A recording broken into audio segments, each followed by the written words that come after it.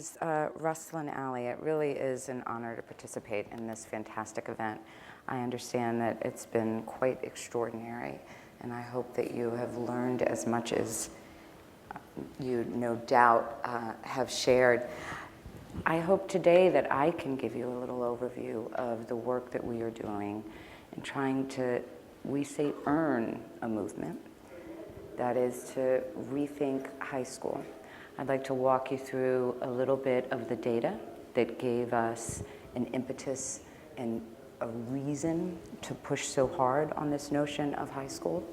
Share with you some really enlightening and exciting news and stories of folks from around the country that have joined in this movement, and talk with you about the ways that technology really is the key to ensuring equity and excellence and access for all. Our work was and is a call to all what we call education inventors, folks from around the country, everyday Americans that might have otherwise been out of the school conversation, save for sending their most precious resource, their children, to those buildings. And we started knowing that we didn't have all the answers.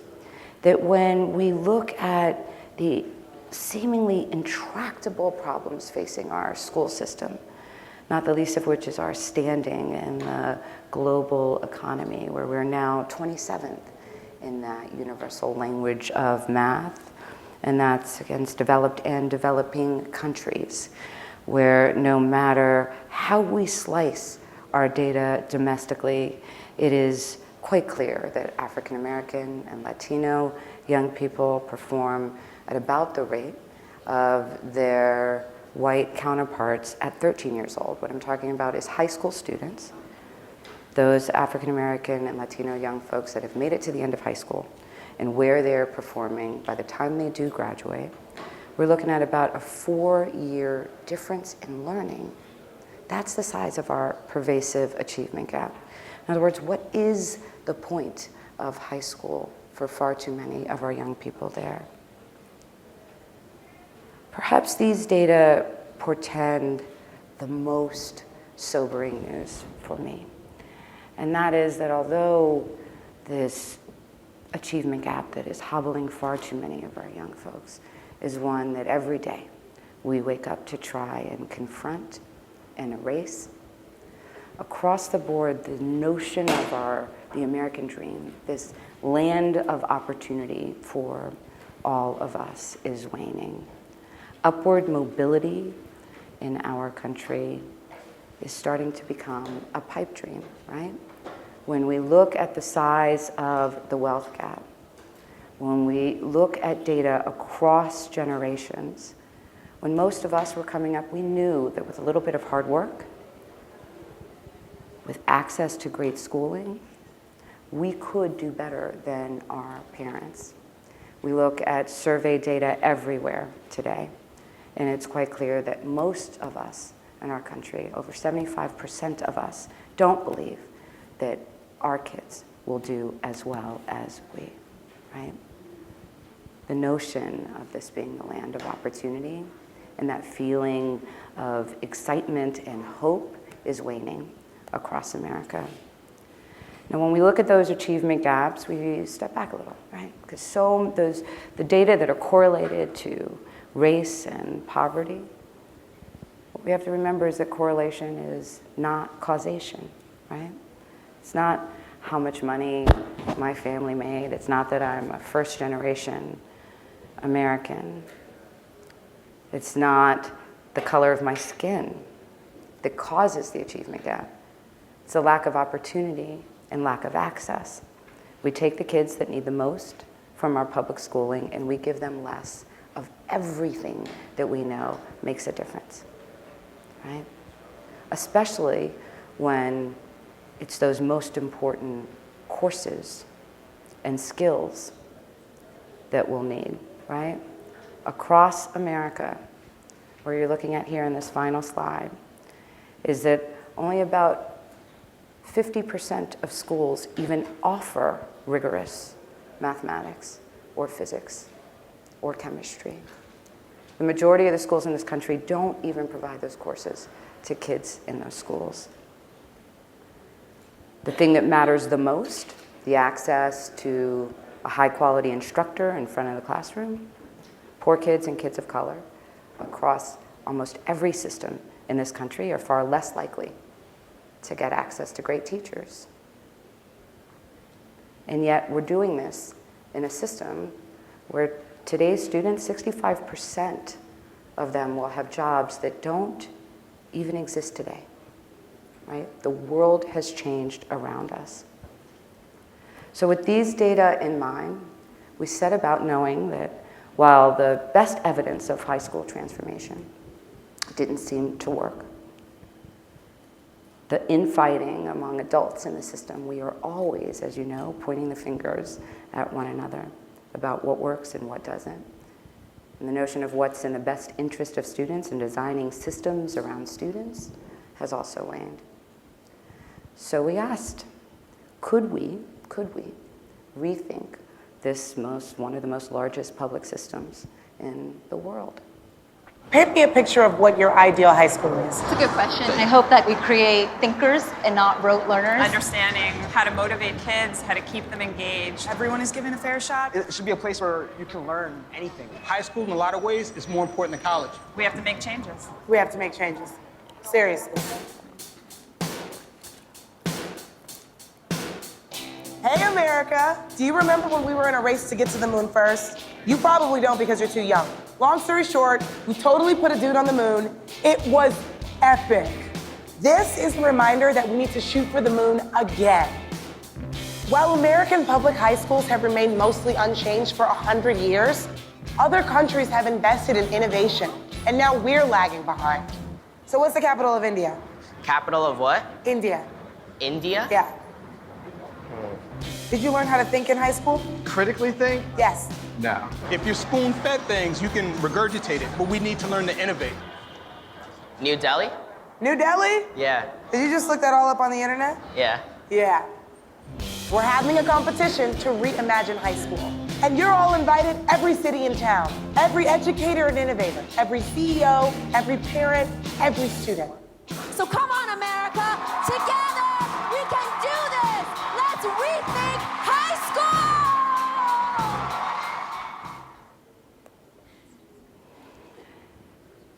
We knew this work needed to be anchored in community and in student voice. We knew that we needed the kind of movement amongst all of us that could see the kind of transformation that when it comes to high schools, we've only seen twice in our country's history.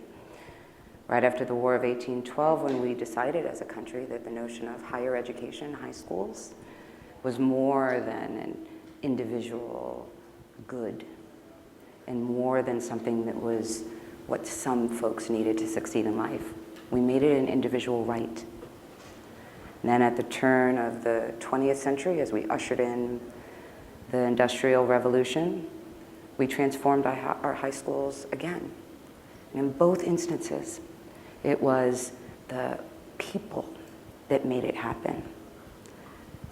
Everyday Americans, the merchant class, the middle class, knowing that if we could not see high schools as really a pathway that would ensure folks were ready for college and career and life, we weren't serving our young people very well.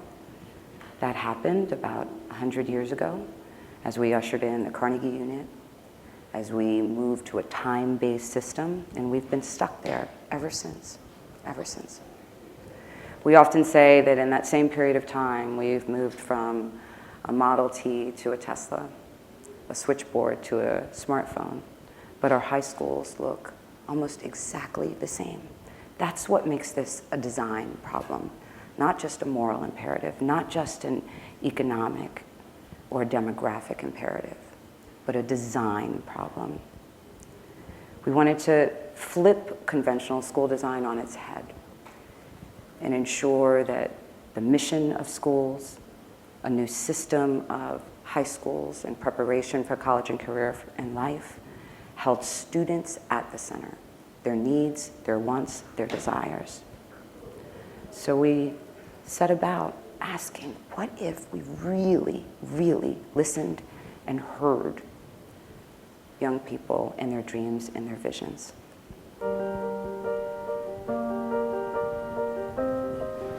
We're kind of worried about the future, and we're stressed because we're not prepared to be involved in the future. I never thought I was going to go to college. School changes the way you see things.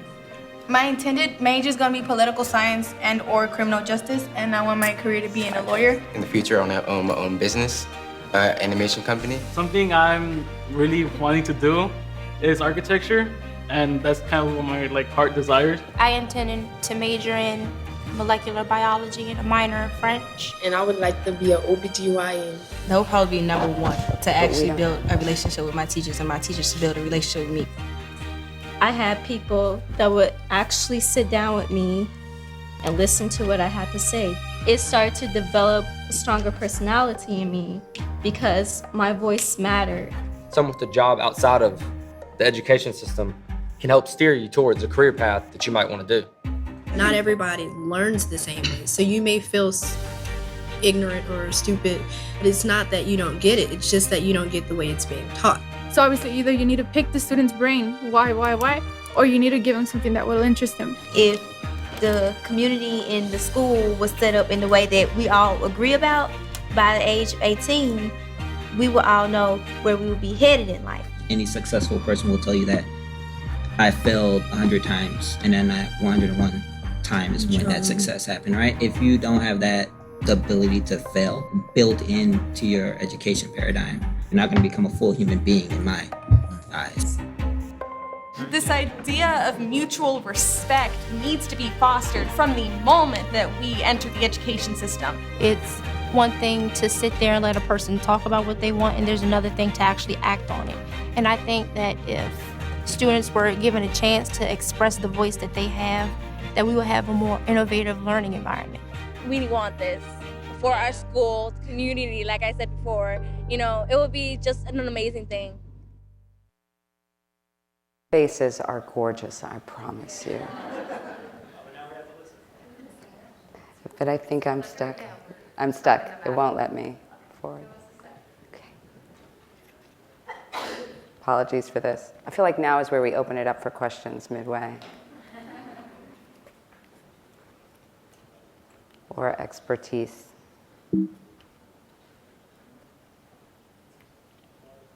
Yes, Giselle, of course. So I understand what your project is. What is your end game? What does it lead to? Because one of the big problems that we have had when we've been reforming their education has been scalability and replicability, right? So how do you translate what I understand will be 5 or 10 models of Rethink, right, designs?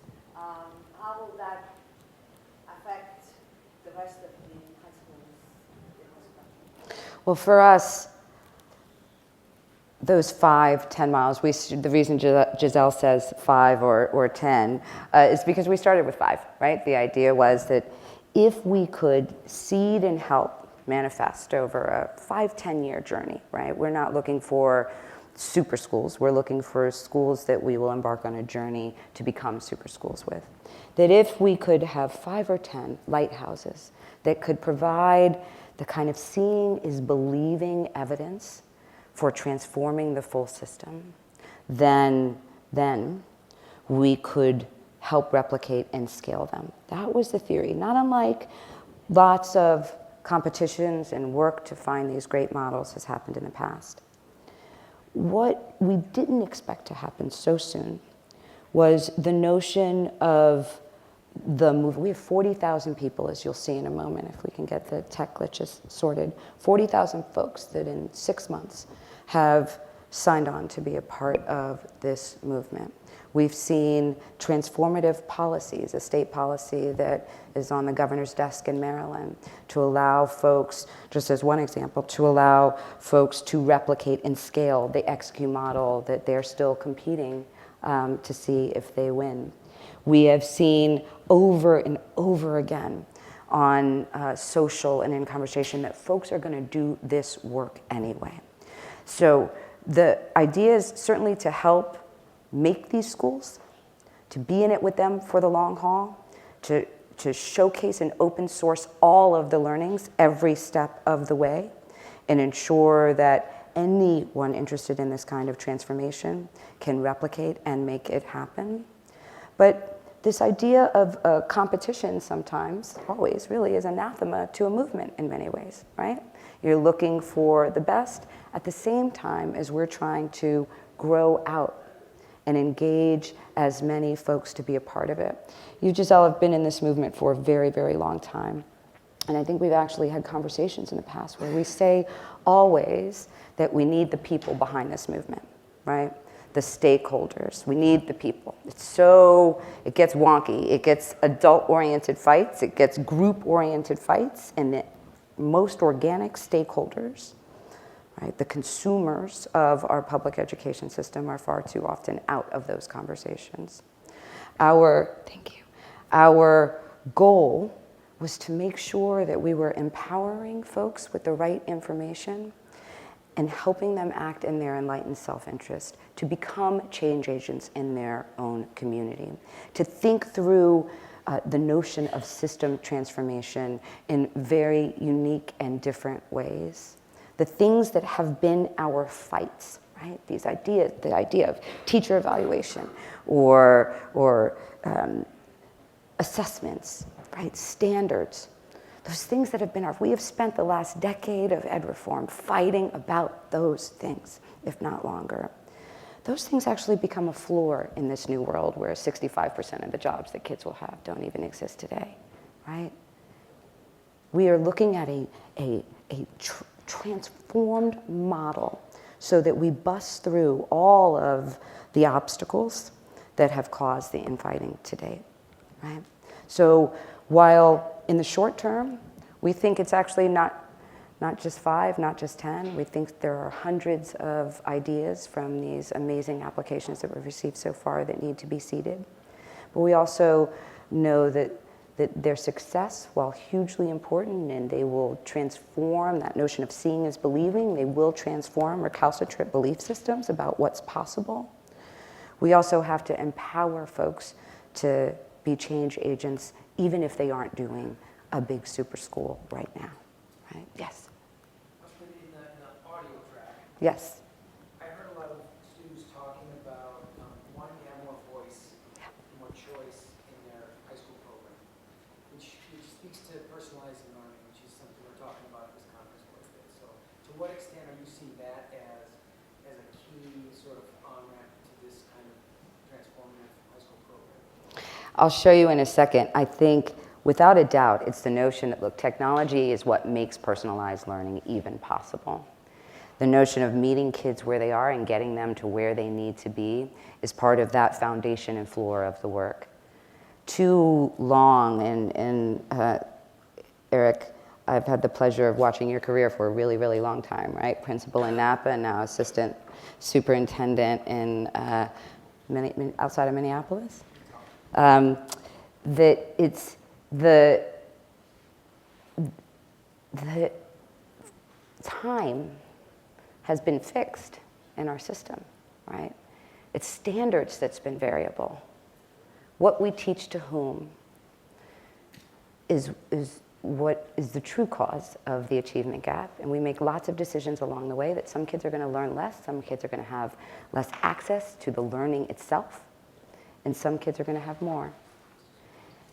Through personalized learning and the notion of meeting kids where they are, right? And personalizing their instructional path. It's the only way we're going to ensure that each and every child, right, has the skills they need to succeed after high school.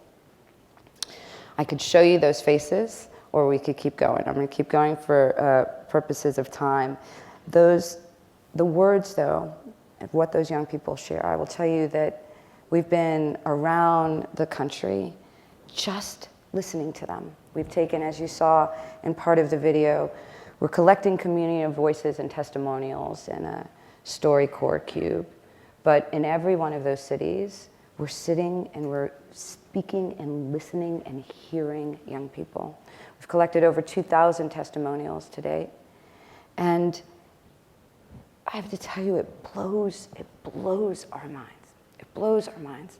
Lorraine Powell-Jobs, who's the chair of our board, at every one of the sessions, she will always say, they know what they need, right? They could not be more clear about the evidence-based that they need to be successful for life. They also know that we are failing them, right? Teenagers really do have the biggest BS detectors on the planet.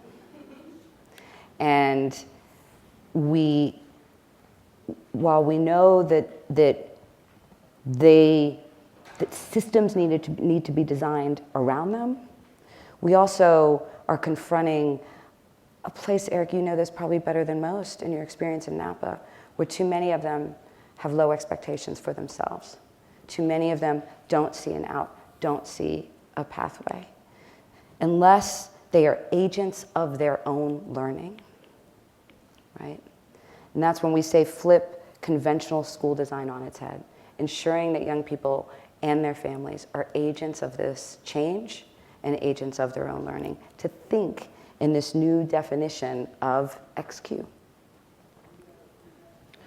We've empowered people with tools, with resources to learn and know information of deep systemic change told in the most palpable way, working with among the best experts in the country with design thinking at its core.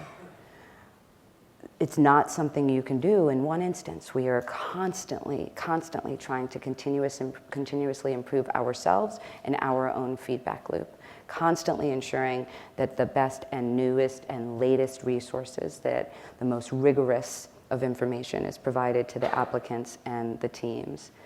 We have designed the competition with 13 modules, right? Working with partners and folks that I see in the room from Amplify and others, right? So that folks could go through a journey of discovery, rooting themselves in student voice, design, embedding design principles and creating new missions and cultures for schools, and developing the institutions themselves, dealing with the deep systemic and implementation struggles.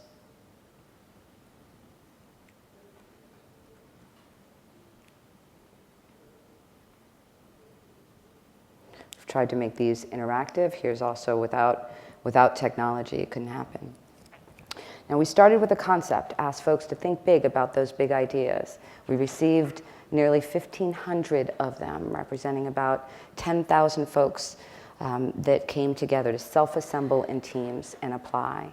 We walked them through this notion of rooting themselves in student voice, understanding the data, do-it-yourself data kits, understanding the labor market and new economies so that schools would be designed for what students needed in the future. Ensuring that teaching and learning, networks and partnerships were brought to bear so that schools could be the hub of community. And dealing with those things that have been the most intractable obstacles for change, right? Issues like finance, governance, dealing with them in deep and thoughtful ways, but not starting with them.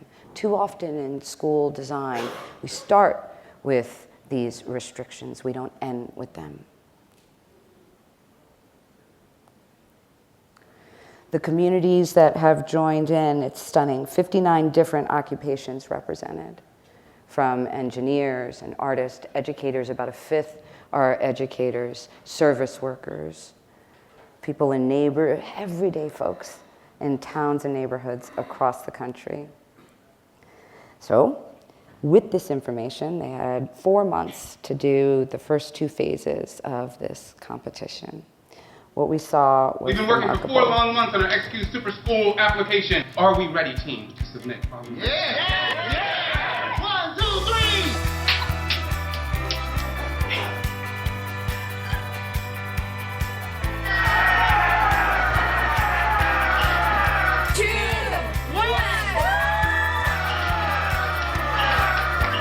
We're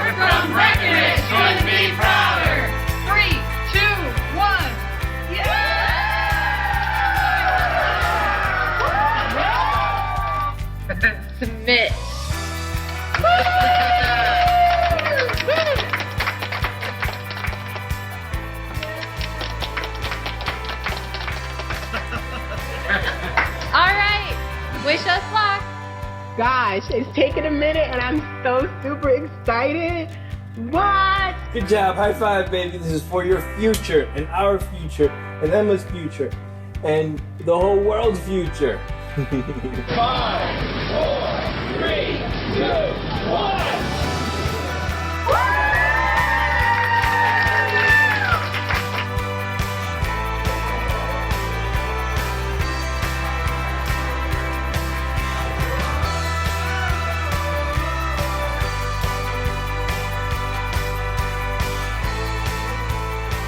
We are so excited. We finally got to submit this amazing application. We have been wanting to start a school for a long time, and XQ helped us to focus and made us feel like it was possible. So thank you.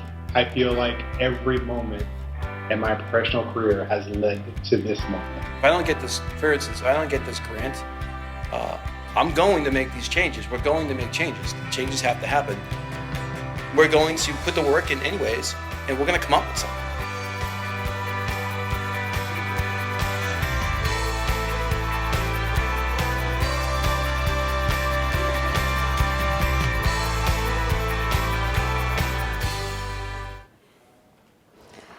Giselle, that's how we hope to seed it, right? Because they're going to do the work anyway. So we had about 700 applications. As you saw, that represents about 8,600 folks on teams. When you include those that submitted great ideas and concepts, that number gets even bigger. Every state in the country has participants that are a part of this XQ movement. We've received applications from every state except 5, including DC and Puerto Rico. I will tell you, I have the privilege not of being a judge. We have an amazing set of judges and reviewers, but what are you clapping for? Oh, we're keeping the judges' names quiet. There's a couple in the room. We're not keeping them all the way quiet, right? But we are for the short term. We're adding to them, and we'll reveal all of their names. But as this, they all get this, right? Because they really do represent great minds in our country that have spent a lot of time deeply thinking about this. Not having that responsibility of actually being a judge, I get to delve deep into all of the applications. And I will tell you this, of this 348, I am simply awestruck by the kind of ideas that happen when folks of all different ilks come together with a common cause. We went into this believing and knowing that we were best as a country when we came together to solve big problems. And the kind of ingenuity that we are seeing in these applications, we will reveal all of them. We are working hard to develop a kind of idea bank that'll showcase and share all of the great ideas. But they defy my wildest and highest expectations, right? And it's, you know, we're in a pretty vitriolic political climate lately. And when I look at these heat maps of what's happening across the country, I see the best of who we are as a people, right? Too often these days, I feel like I look at TV and see the worst of who we are. This movement feels like it's in some ways an antidote to that. The kind of ownership, right? And we've had the opportunity and privilege of periscoping in to team meetings in Boulder, Colorado, to meeting folks over social. Jason, who, as he came out of open heart surgery, the first thing he wanted to do was get back to his XQ team. Meeting Grace down in Alabama, who says that every time she calls us, we remind her that anything is possible. These teams have banded together and are making great, great change. Public-private partnerships coming together. Sullivan High School in Chicago has a community of government officials, school officials, health officials, and dozens of nonprofits there for change. We've seen to the right just the other day in Fredericks, Maryland, it's the bill that I mentioned, Giselle, where folks have gone to their, independently, right, without XQ involvement, gone to their legislation saying, we want this, putting aside the charter versus non-charter fights for a new way, a third way. When we made the announcement of those 348 teams that would continue on to this last phase, we saw this over and over, right? Running down the hallway with cheers and excitement. Now our work is to make sure that those that didn't move on, right, we help keep in this movement, and we make sure that we also cultivate and seed their great ideas. So the kinds of things we're seeing, Eric, they want the notion of school as community, at the hub of community again, right? The interconnectivity of work and business and school and academics and extracurricular.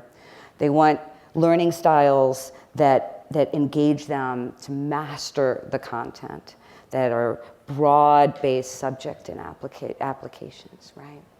They want to know that students really are at the heart of a school model, and they're working hard to sustain that interest. And they want this notion of what is ready for college, career, and life, the idea that we have had tracks for that, whether we called it tracking or not. They want that to disappear. They're using innovative models. Sometimes there is a building, sometimes there is no building, right? But in all of them, they're working hard to ensure that every child, through a combination of technology and great teaching, gets what they need to prepare for life. We are now taking this work to them. Tomorrow, launching a Super Schools bus tour, where we're going to get into the cities and towns across America where these folks live and help build their capacity and further the work and movement with them. So I know that we are over time, but I do want to open it up. If there are a couple of questions. Hi.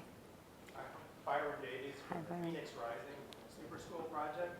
I'd like to know, You guys are really socially active. Thank you. I'd like to know how many people here are not members of XQ Super School team? Quite a few. You are probably all experts in technology, so we'd like to talk with you. We'd like to join our team. We see our team as a national team. We're working with people all across the country, and like you to get involved. Thank you, Byron. We have this is the matchmaking tool gone live, right? We have a directory where you can join in to the movement. There are want ads. We're going to be, we're actually putting in new functionality. So you'll see policy portals and other ways to communicate among them. One of the most exciting pieces of information for me is that over 200 folks have joined teams, new folks have joined new teams since the day of the announcement. So even if applications didn't move on, they're becoming part of teams that did. And yes, we're loving that. Thank you. Hi, Simran Arora from L2O. And I'm curious to know, what are some of the challenges that you foresee in schools having to implement this, and your role in helping with those challenges? Yeah, how much time you got? There are going to be dozens and dozens of challenges, and they're going to look different because these models are going to look different. Some may have transportation challenges. Some may have school building challenges. Some may have school board challenges. Lots will have fiscal challenges. What we're going to do, though, is work with them to overcome all of those challenges, right? And we're going to open source all of those learnings and all of that information. At the end of the day, if this was easy work, it would be done. It'd be done. I think that they're kicking me off. Can we go out back? Okay.